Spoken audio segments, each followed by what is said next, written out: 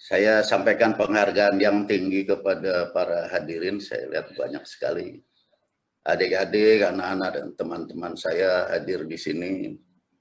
Saya ada Letnan Jenderal Budi Sulistyo, dokter, Kepala Rumah Sakit Umum Angkatan Darat Gatot Subroto, Pak Karumkit, Mayor Jenderal Dr. Lukman Ma'ruf, dan Brigjen Ruswandi, Dewi, wah banyak betul, dan para purnawirawan yang tercinta, para guru besar STHM, dan wah banyak sekali ya. Saya merasa sangat terhormat bisa menyampaikan sesuatu di dalam kesempatan acara hari ulang tahun Korps kita ini. Yang ingin saya sampaikan nanti selama mungkin setengah jam atau lebih sedikit adalah mengenai aturan yang harus dibuat dan ditegakkan khususnya di sini oleh kalian saudara-saudara yang aktif masih bekerja berjuang di Korps Hukum Militer Angkatan Darat. Kita punya doktrin, yang doktrin itu adalah satu ajaran yang bisa merupakan kaidah, merupakan tempat penampungan dari norma-norma yang dapat menjadi bagian dari sumber hukum positif. Doktrin di Angkatan Darat bisa jadi sumber hukum positif di internal Angkatan Darat. Kita tahu dalam salah satu doktrin atau doktrin utama malah di tentara, terutama Angkatan Darat, gerak maju dari pasukan tidak boleh terhenti. Dan justru harus secara setepat-tepatnya dan secepat-cepatnya sampai ke sasaran. Untuk itu diperlukan perlindungan dari tembakan-tembakan bantuan, artileri, dan angkatan udara taktis. Bantuan tembakan ini harus berada di depan. Begitupun gerak maju atau perkembangan kemajuan dari pasukan depan dan pasukan bantuan tempur yang membantunya harus dilindungi oleh satuan-satuan bantuan administrasi termasuk Korps Hukum TNI Angkatan Darat ini.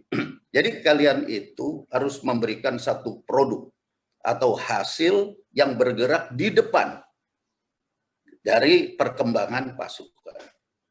Ada gium yang mengatakan bahwa hukum kerap kali terlambat untuk memberikan respons kepada perkembangan masyarakat. Ini tidak boleh berlaku di Angkatan Darat. Karena doktrin kita mengatakan kita harus terus-menerus bisa memberikan respons terhadap perkembangan, terhadap kemajuan, gerak maju dari tentara. Jadi Angkatan Darat, Laut, Udara, bersama saja. Tapi di forum ini saya bicara Angkatan Darat. Sehingga berdasarkan doktrin ada pada kita itu, hukum di Angkatan Darat tidak boleh terlambat di dalam penegakan dan pembuatannya juga. Karena dia termasuk di dalam aturan perundangan di Republik Indonesia ini. Internal Angkatan Darat. Jadi apa yang menjadi peran dari saudara-saudara sekalian dari Korps Hukum Angkatan Darat ini, lihat, sangat penting dan juga melawan arus dari adagium yang saya sampaikan tadi itu. Perkembangan yang membuat pasukan atau tentara kita bergerak maju saat ini adalah pengaruh dari kemajuan sains dan teknologi. Sehingga apa yang dibutuhkan oleh mereka adalah adalah pengetahuan dari saudara-saudara dan langkah-langkah itu.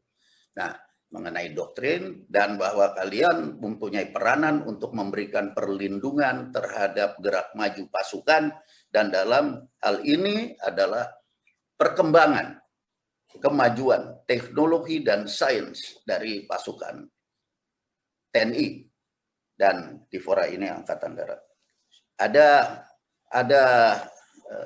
Ada kata kunci yang ingin saya sampaikan dalam setengah jam ke depan ini, adalah kapitalis digital supranasional. Itu sebagai satu prinsip yang dulu kita itu dipayungi atau berada di bawah lingkup zaman dulu. Ada hukum perang yang kemudian menjadi hukum konflik bersenjata, kemudian hukum humaniter. Zaman sekarang dengan perkembangan keadaan teknologi yang masyarakat 4.0 sudah berada di sekeliling kita di dunia ini, maka apa yang saya sebut sebagai satu kurungan hukum internasional, pertama adalah kapitalis digital supranasional, jadi antar negara. Itu dikuasai oleh kapitalis digital sekarang ini.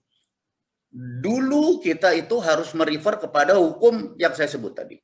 Mulai hukum perang, hukum konflik bersenjata, hukum internasional. Sekarang plus ditambah dengan kemajuan adanya atau berkuasanya sebagai adik kuasanya di dunia ini adalah kaum kapitalis digital supranasional, internasional, global.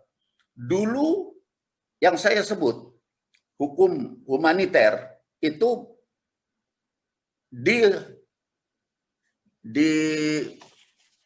dikuasai, dipengaruhi oleh Barat. Karena itu maka pernah dulu tahun 1965, kalau nggak salah saya bulan Januari, Bung Karno, pemerintahan Republik Indonesia secara konfrontatif menyatakan keluar dari PBB. Karena merasa hukum-hukum internasional itu semua pengaruhnya Barat semua. Yang waktu itu masih kita curigai sebagai penjajah. Ya entah sampai kapan itu kan. Tapi selama mereka lebih berada di depan kita, ya tetap akan menguasai kita. Karena itu kita harus sekarang berpikir bagaimana caranya memenangkan terhadap mereka, atau kita bisa memanfaatkan kemenangan mereka untuk kepentingan kita. Kapitalis digital supranasional adalah kata kunci pertama, dan kunci yang kedua adalah masyarakat 4.0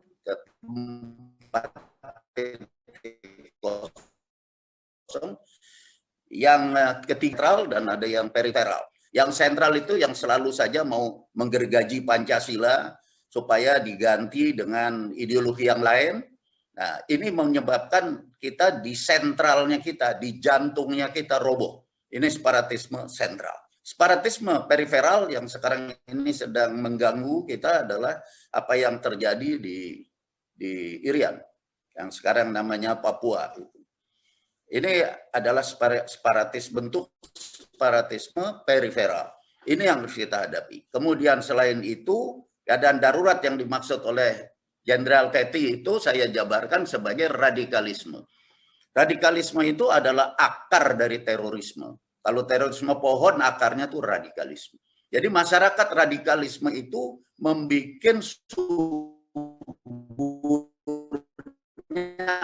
akar.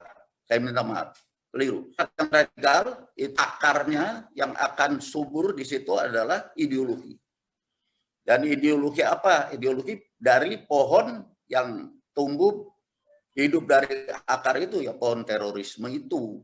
Itulah radikalisme. Kemudian yang kita hadapi lain adalah pandemi COVID-19 ini, dan yang terakhir bencana alam. Itulah kata kunci yang akan saya sampaikan, dan saya ingin untuk memulainya. Bismillahirrahmanirrahim. Sebagaimana biasa, supaya sistematis bicara, saya ingin bicara subjek, siapa yang harus melakukan adalah saudara-saudara. Kemudian sasarannya apa, dan kemudian apa strateginya. Ini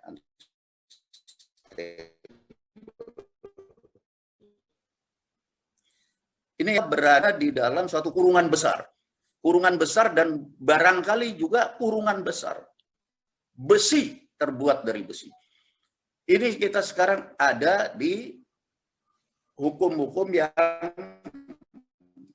yang internasional yang saya sebut tadi plus ini. Kapitalis digital seperti SpaceX, bikinannya satu orang saja. Zaman sekarang kita sering mendengar adalah zaman perang asimetrik. Asimetrik, tidak seimbang. Satu orang saja bisa menggoncangkan dunia. Satu orang. SpaceX ini ditemukan oleh Elon Musk. Dia juga menemukan satu teknologi yang dipakai untuk merubah semua kendaraan itu, Tesla. SpaceX, Elon Musk sekarang menguasai. Bahkan Bitcoin yang dulu waktu baru lahir 14.000 rupiah, sekarang 815 juta rupiah satu Bitcoin. Dia merancang sendiri, seluruh dunia akan terbawa ke situ. Kemudian Google sebelumnya saja, Larry Page telah membuat Google, sekarang kita pakai semua. Kita jangan melaksanakan apa yang akan kita bicarakan ini. Kemudian YouTube, Facebook, Instagram, buatan Mark Zuckerberg, ya. Satu orang.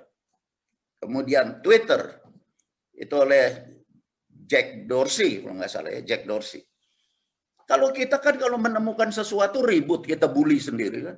Kalau kita ada satu orang Indonesia menemukan sesuatu yang menemukan kaum kapitalis digital saat ini, kita tunduk semua sama itu. Dan tidak ada yang bully, kita ngikut semua. Nah, saudara-saudara, mari kita bicara lebih lanjut sekarang ya. Masyarakat kita ini saya rasa pada saat kita bicara ini masih hibrida antara yang lama dengan yang baru, di mana security itu juga serba digital. Kalau kita ingin menghadapi ancaman gangguan hambatan supaya teratasi ancaman gangguan dan hambatan, kita harus ingat bahwa kita berada di mana? Di bawah kurungan besi. Internasional, hukum internasional. Hukum ini dulunya, hukum internasional ini menunjukkan pengaruh dari kekuasaan pemerintahan politik barat. Sekarang swasta barat. Kapitalis digital sekarang ini yang mengurung kita semua dalam satu kurungan besi, ini adalah swasta. Bukan lagi pemerintah barat, Amerika, Inggris, nggak lagi. Sekarang swasta. Seperti SpaceX, Google, YouTube, Facebook, Instagram, Twitter, ini swasta. Ya, saudara, kita lanjut sekarang. Apa yang harus dilakukan? Subjeknya adalah Tentara Nasional Indonesia dan Angkatan Darat dan Korps Hukum Angkatan Darat. Ini subjek. Saudara harus mengerjakan sesuatu untuk mencapai sasaran memberantas teror, radikalisme. Yang kedua, teror, radikalisme jadi satu tuh ya. Kemudian separatisme yang saya sampaikan tadi, pandemi COVID-19 saat ini, dan bencana alam. 4 ini yang saudara harus hadapi.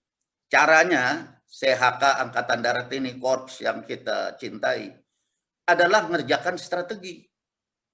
Kalau kebijakan itu di atas, tadi udah saya panjang lebar cerita. Dan itu urusan kaum politisi, urusan pemerintahan negara, seluruh dunia. Kita dan saudara-saudara adalah urusannya strategi, taktik, dan di dalam menghadapi AGH, ancaman gangguan hambatan. Apa strateginya? Saudara harus membuat aturan dan menegakkan aturan bermedsos di internal Angkatan Darat dan keluarganya. Kedua, aturan tentang senjata digital.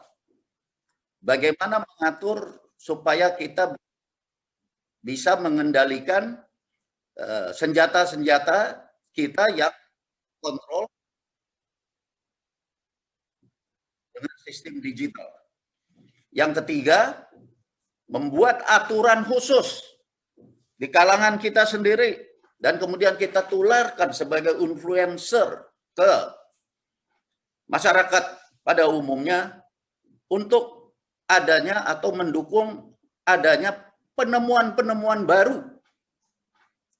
Dan yang terakhir adalah membuat aturan tentang bangunan, peralatan yang tahan gempa, dan perlengkapan perorangan yang harus dipunyai oleh anggota tentara secara individu. Ingat, kita tergiring kepada keadaan individualisme sekarang ini.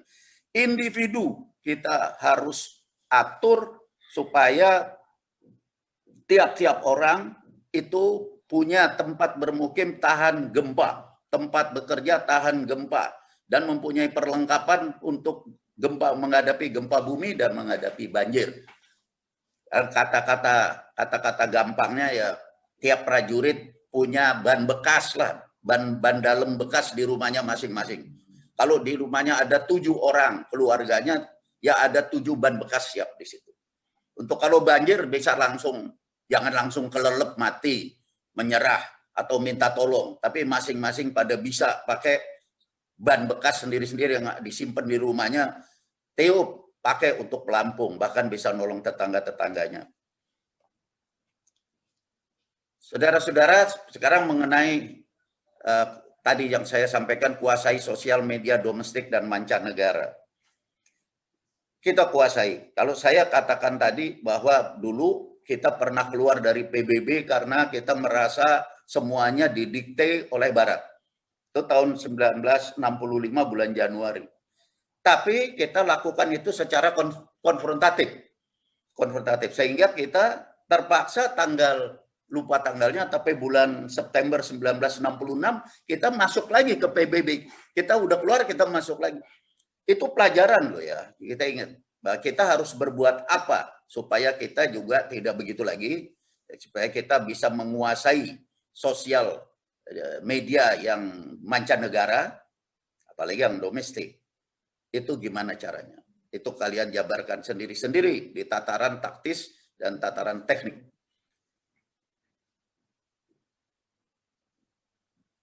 Saya ingin menyampaikan tambahan soal SpaceX. SpaceX ini barangkali ya, kerjasama apa kita harus manfaatkan teknologi SpaceX di dalam pengoperasian dari drone. Kan kita sudah tambah maju loh, kita sudah mulai memproduksi drone, senjata tanpa awak berupa pesawat terbang tanpa awak. Itu kalau oleh penguasa SpaceX ini dia hack, tidak jalan drone kita, nggak bisa, macet. Sebetulnya kita udah harus menyadari keadaan ini ketika Amerika menyerang Irak. Itu ratusan pesawat pancar gas MiG dan pesawat-pesawat tempur dahsyat punyanya Irak. Grounded semua, tidak bisa terbang. Karena perintah terbang tidak ada. Tinggal dibominnya yang sedang nongkrong di pesawat. Kenapa? Karena dihack. Dihack sistem komunikasi. Nah, itulah yang bisa terjadi, merupakan ancaman buat kita. Kita tidak bisa nanti pakai drone kita yang sudah modern begitu. Saya sudah lihat contohnya yang sekarang juga kita sudah temukan itu oleh Angkatan Darat. Mari saya ucapkan penghargaan yang tinggi dari kita semua. Kalian harus amankan dengan membangun dan menegakkan hukum internal untuk melindungi itu.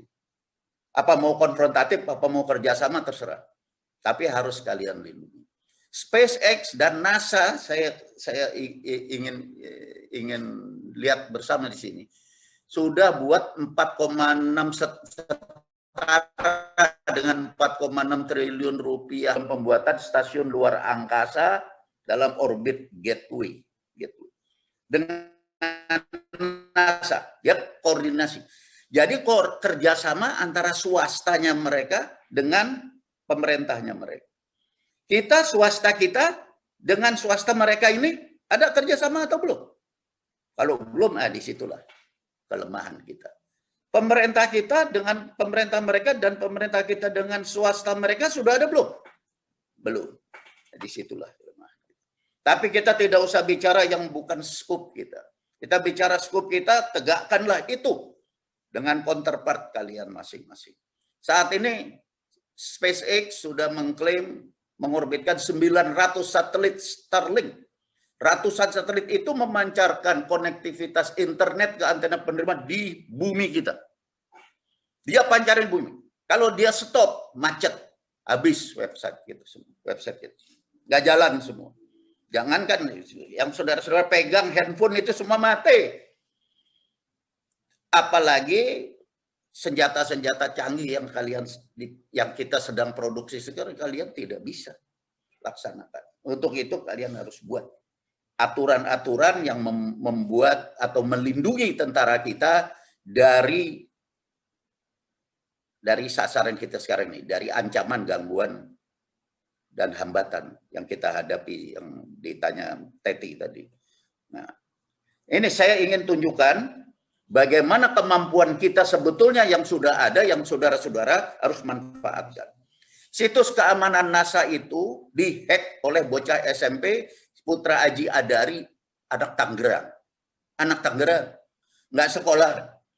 Dia karena hobi sampai dia piawai, dia bisa ngehack situs keamanan NASA yang menghack satelit Cina, lintasan satelit Cina dihack oleh siapa? Oleh Jim Giovanni, anak Lampung.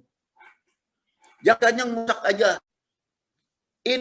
Ini kita juga punya kemampuan untuk mendekati anak-anak kita. Perhatikan ini, tempel. Lalu bagaimana caranya ini bisa jadi bargaining power kita juga. Terserah. Supaya kita bisa sama depan kita. Kamu jangan ganggu kita. Kamu ganggu kita, kamu juga bisa saya ganggu. Anak umur 15 tahun aja saya bisa ganggu kamu kok. Saya masih banyak tuh umur 15 tahun di Indonesia ini banyak menjago-jago. Itu mungkin itu salah satu pemikiran tawaran saya. Kalian bisa itu. Kalau kalian diam saja, padahal punya kemampuan ini untuk bargaining power, kalian mau saja dikurung dalam kurungan besi kapitalisme mancanegara yang sudah serba digital. Kita tidak ada apa-apanya ke depannya. Tidak ada apa-apanya. Nggak bisa mengatasi ancaman, gangguan, hambatan. Apalagi tantangan. Tidak ada. Always to answer the challenge. Kalau saudara-saudara tidak sadar bahwa kalian ada di mana saat ini. Coba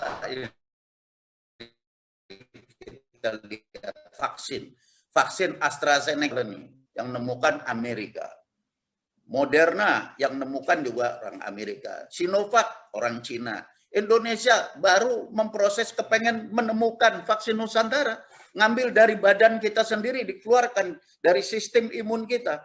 Salah satu komponennya namanya apa itu? Sel dendritik dikeluarkan, kemudian diolah di luar supaya terjadi satu proses untuk imunisasi, dimasukkan lagi ke badan kita. Itu penemuan harus dihargai, bukan dibully. Jadi malah dibahas yang tidak-tidak. Bagaimana kita akan maju kalau begini? Dan itu kalian harus buat suatu aturan untuk melindungi para penemu dan penemuan-penemuannya. Itu kan tentara yang menemukan, Letnan Jenderal Purnawirawan beserta teman-temannya, RSPAD, lindungi di situ. Kita juga sudah ngalamin bahwa dulu waktu sedang gila-gilanya pandemi COVID-19, orang-orang lari pada ke rumah sakit, nggak dapat tempat, pada tidak dapat tempat, tidak terakomodir dengan baik, pada lari ke RSPAD. Kenapa? Nah, di situ ada obat-obatan yang kita sendiri memberlakukan itu. Misalnya plasma konvalesen, kayak gitu. Mana di luar? Mungkin belum ada, 1-2. Kita juga memberlakukan banyak loh. Ada vitamin-vitamin yang juga di luar itu karena dibahas secara akademik tidak memenuhi, atau secara bisnis saya tidak ngerti, tidak memenuhi, tidak digunakan untuk masyarakat. Tapi di RSPAD digunakan. Sembuh tuh. Kok pada sembuh? Ya, rakyat tidak mau tahu apa yang terjadi dengan pembahasan dan diskusi di mimbar akademik seperti kita ini. Rakyat taunya saya sakit harus sembuh. Itu. Rakyat taunya kita diancam oleh separatisme, oleh teror, radikalisme, pandemi, bencana alam. Saya harus selamat. Nggak tahu caranya bagaimana.